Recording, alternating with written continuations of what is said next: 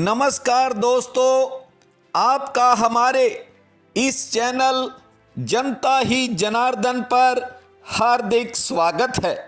दोस्तों, इस वीडियो में हम बिहार प्रदेश की सिवान लोकसभा सीट पर चर्चा करेंगे, जहां बाहुबली शहाबुद्दीन की पत्नी हिना शहाब इन दिनों सभी धर्मों और रंगों को अपनाकर चर्चा में बनी हुई हैं और ऐसे कयास लग रहे हैं कि चुनाव के बाद हिना एनडीए में शामिल हो सकती हैं।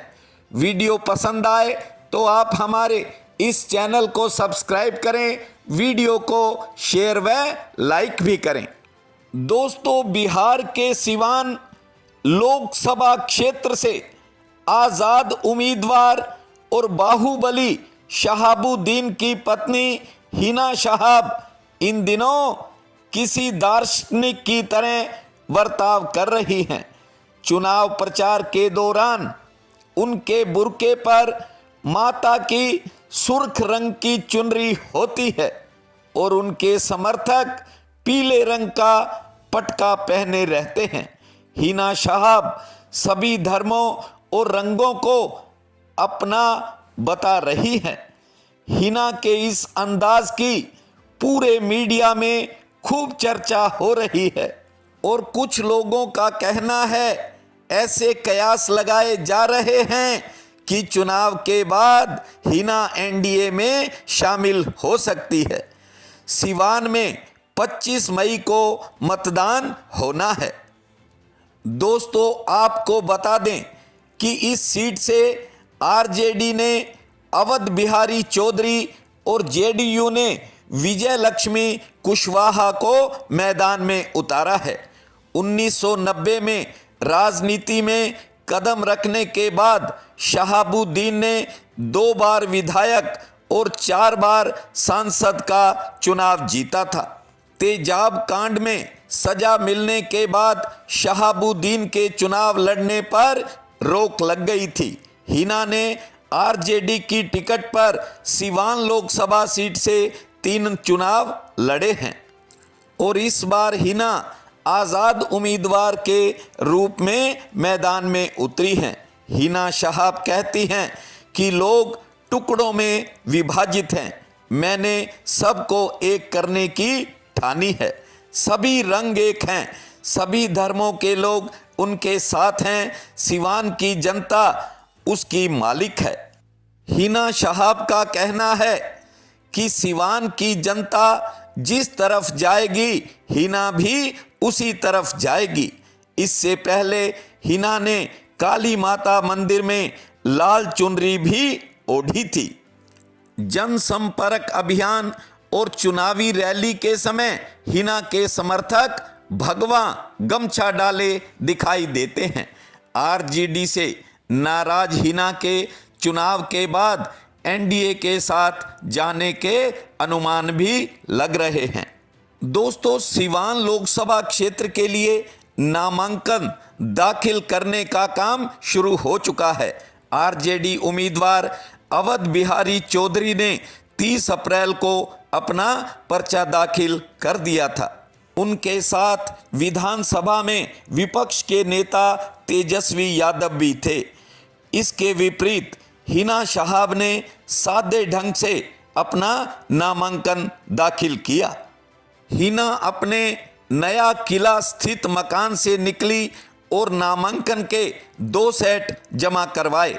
इससे पहले हिना ने गजराज को अपने घर बुलाया। सनातन परंपरा के अनुसार गजराज को केले और लड्डू का भोग भी लगाया।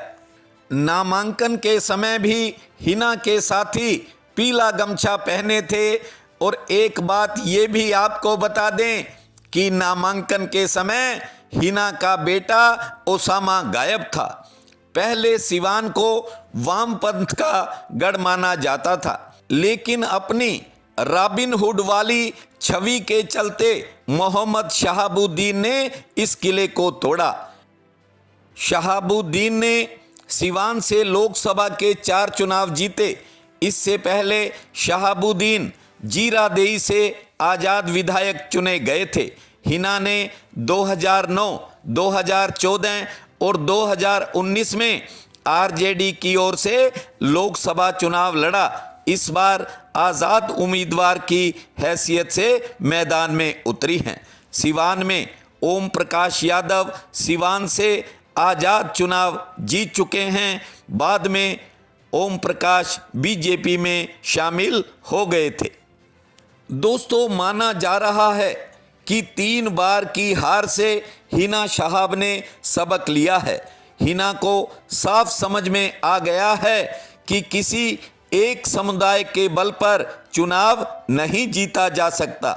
हिना की नज़र बीजेपी और आरजेडी के वोट पर है। चुनाव के बाद लालू यादव के साथ जाने से हिना मना कर रही है। एनडीए में जाने से हिना को परहेज नहीं है। किसी मंझे हुए नेता की तरह वह कहती हैं, हिना उधर जाएगी जिधर सिवान की जनता चाहेगी। हिना सभी को साथ लेकर सिवान के विकास की बात भी कर रही हैं। हिना के इस नए अंदाज से महागठबंधन की नींद उड़ चुकी है।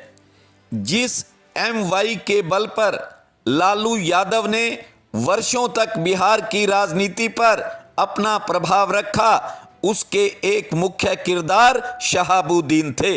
सिवान में 3 लाख मुस्लिम और इतने ही यादव वोट हैं जो किसी भी उम्मीदवार की किस्मत बदलने की क्षमता रखते हैं। दोस्तों, हैरानी की बात यह है कि हिना शहाब को वह गणित समझ आ गया है जिसे समझने में देश भर की गैर बीजेपी पार्टियां और नेता अब तक असमर्थ रहे हैं।